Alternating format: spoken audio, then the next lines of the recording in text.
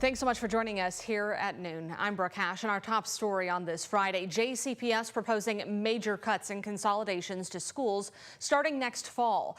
They come at the superintendent's recommendation to cut $132 million from the district's $188 million budget deficit, and it needs to be approved in the next few months.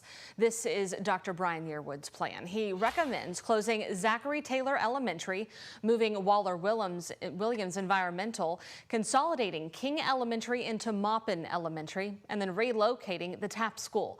Additionally, JCPS is proposing the closure of Liberty High School, which was initially created to serve students in the credit recovery process, but the district said it's no longer needed as it's a district-wide program now.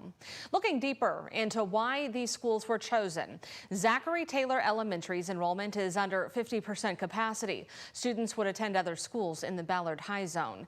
Waller-Williams is at 39% capacity, and the cost per student is about $111,000. That's higher than the average $62,000 a student at other specialized schools.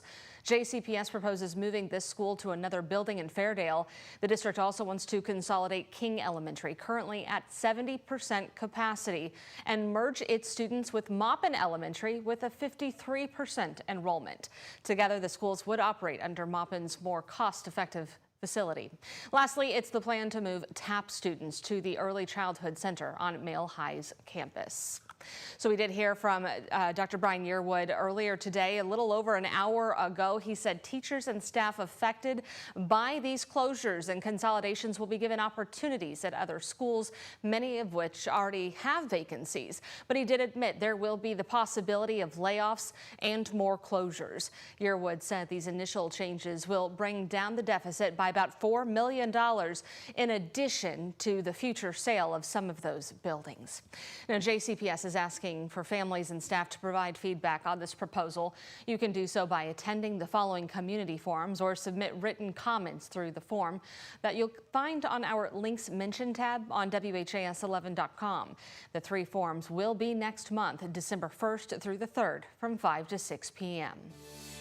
A Kentucky boy's killer will remain in prison for the rest of his sentence.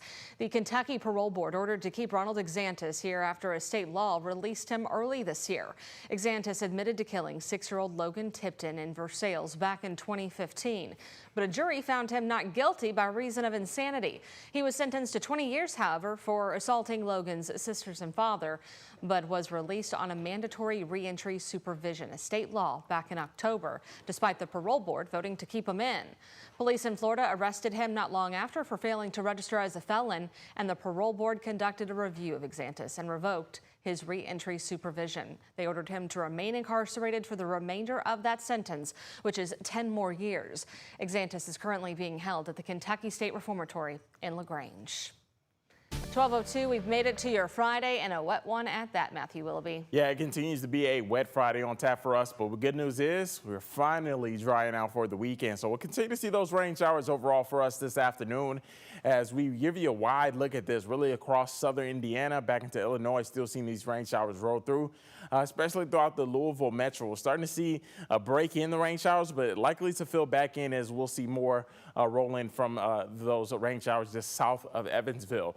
Overall, looking at your satellite and radar, yeah, really across the Louisville metro, it's starting to dry out just a little bit, but places into English, Salem, Paoli, still seeing some moderate rain showers out there for you. And that visibility, a little lower with the cloudy, really rainy conditions, starting to see visibility come down just a little bit with some cloudy and foggy conditions. But those temperatures are warming up into the mid to upper 50s this afternoon, still low 50s in the southern Indiana area.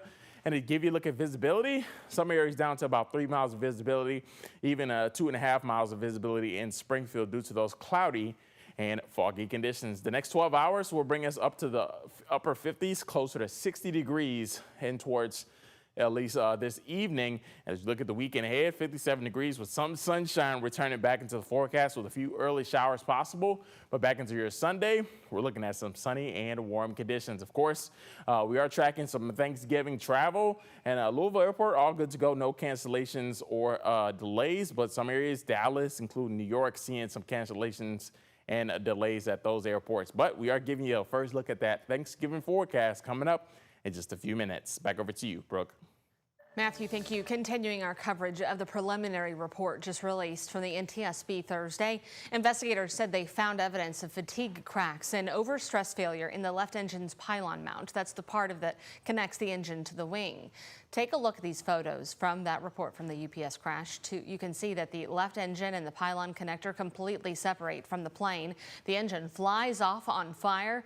We also learned the plane never got higher than 30 feet in the air. It passed over parked semi-trucks there, and during the short flight, the jet's left landing gear scraped the roof of a UPS warehouse building before crashing. We spoke with our longtime aviation expert, Reed Yaden, and ABC News aviation contributor, Colonel Stephen Ganyard, both focusing on those fatigue cracks on the pylon mount. I would think there was a lot of stress on that pylon when that engine started destroying itself. Something tore it loose. So which came first? What set the chain of events in motion? This airplane was due for an inspection that would have found these cracks, but not for several years. And so the FAA needs to go back and see, is our inspection interval sufficient? Obviously not in this case, and they will need to have these airplanes inspected on a much more regular basis. It is important to note these pictures cover less than 2 seconds in time. Happened so quick. That crash killed 14 people, injured 23 others, caused immense amounts of property damage, and forced businesses to close their doors due to the investigation. Kentucky Truck Parts and Service was one of them. Employees still can't get to the shop because debris from the crash still has grade lane closed. Sabit Aliv is keeping those lost in the crash, of course, and their families and his thoughts, but he said he's been out of work now for more than 2 weeks. And the bills are still due. We lost probably, in just the business of this 2 weeks, we lost probably $20,000-$30,000, maybe more than that. Aliv said it took around 2 weeks to finally hear from UPS directly about how his business was affected. He's hoping to learn what the next couple of months will look like soon and when he can get back to work. Grade A recycling was hit harder than any other business south of the airport. 3 Grade A employees died, along with even more of their customers. Our Ian Hardwitt spoke to the owner about the NTSB's report and one customer who escaped. Some kind of blast of momentum knocked everybody in the building over. You could see nothing but fire coming toward the entrance, you know, and all the windows. You just couldn't see around it at all. Clifton Smith was a regular customer at Grade A Recycling before UPS Flight 2976 decimated the area. We had to dive out a window, up and out of a window. He ran from a curtain of fire on November 4th. Smith also lost his truck and trailer he used for scrapping in the fire that came after the crash. He's working with UPS's insurance adjusters on a replacement, but that means he's out of work like the dozens of people who haven't been able to make it past the barricade into the crash site.